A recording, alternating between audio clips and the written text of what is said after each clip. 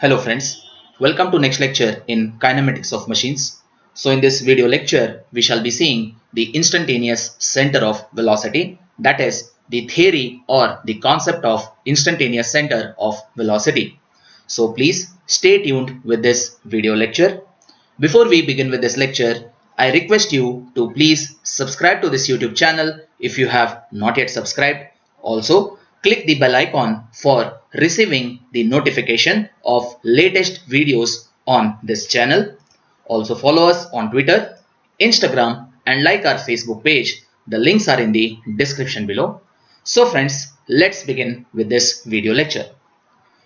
So whenever the motion of a body is considered, every time there won't be a single motion taking place. That is, there can be combination of motions. Say for example, the wheel of a vehicle. It has the rotation or the rotary motion along its axis and the translation or translatory motion along the road. Similarly, if you take a sphere and roll it on the floor, the sphere rotates about its center as well as translates from one position to another position. But in this case, we take that the slipping between the surface of the sphere and the floor doesn't occur. So this type of motions, we have the combination of rotation and translation. So here we shall consider a link AB. So we can say this link is rigid. So this AB comes to its new position, that is A1 B1.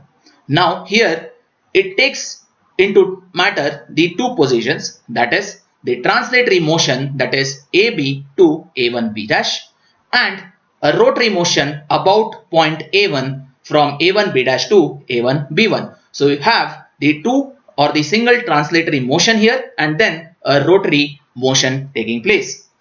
So now we have two cases of this final output, that is from this position to this position to happen, there will be two cases and we shall discuss what are those two cases. So coming to the case 1, so this is the link AB. First there is the translatory motion from AB to A1 B dash, and then there is a rotary motion about point A1 from A1 B dash to A1 B1, and this will be the final position of the link. The similar position of the link can be also obtained in the second case, that is we have the link AB. First there is the rotary motion taking place about point A and the new position will be AB dash, and then there is a translatory motion and the new position will be A1 B1. So in either of the cases we see that the final output or the position of link from the initial position is same, but only in the first case we have translatory motion first and then the rotary motion. In the second case we have the rotary motion first and then the translatory motion. So in practice, the motion of link AB is so gradual that it is difficult to see two separate motions, but we see the two separate motions through this point B. Now if you see here this point B, you have one translatory motion and then there is a rotating motion. So here there is a rotating motion and then a translatory motion. So through point B we can distinguish between the two motions which are taking place.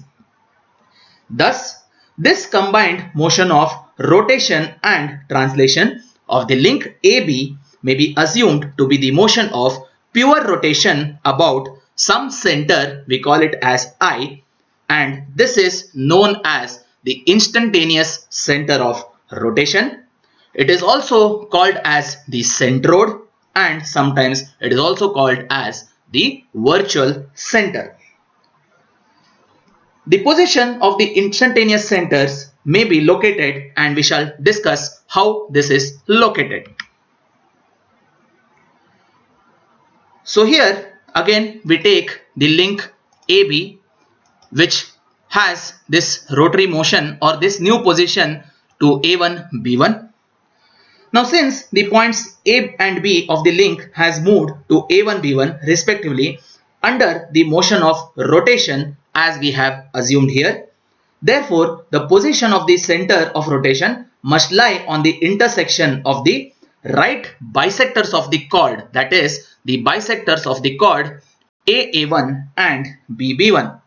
So let these bisectors intersect at I. So here we take a midpoint M on AA1 and draw its perpendicular bisector.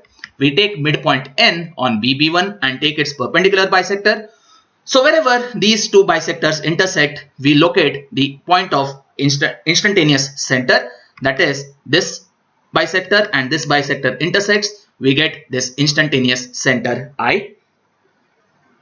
So this instantaneous center of rotation, we also call it as the virtual center of link AB. So we can see that the position of the link AB goes on changing. Therefore, the center about which the motion is assumed to take place over here, that is the instantaneous center of rotation, also goes on changing. That is, for this position, we have this I as the instantaneous center. Also, if you see here, if you join the line from B1 to I and B to I, and from A to I and A1 to I, so these are also joined together at this point I. So here, if this position of link AB1 changes to a new position, there will be chances that this point I will shift. So thus, the instantaneous center of a moving body may be defined as that center which goes on changing from one instant to another. The locus of all such instantaneous centers, we call them as the instantaneous axis or the centroid, and the line drawn through this instantaneous center and perpendicular to the motion is called as the instantaneous axis. The locus of this axis is known as axode. So these are the terms about instantaneous center. So friends, that's all for today in this video lecture. So if you have understood this concept of instantaneous center, please like and share this video with your friends. Please subscribe to this YouTube channel. Follow us on Twitter, Instagram and Facebook. The links are in the description, as well as you have the ID over here which you can see on the screen.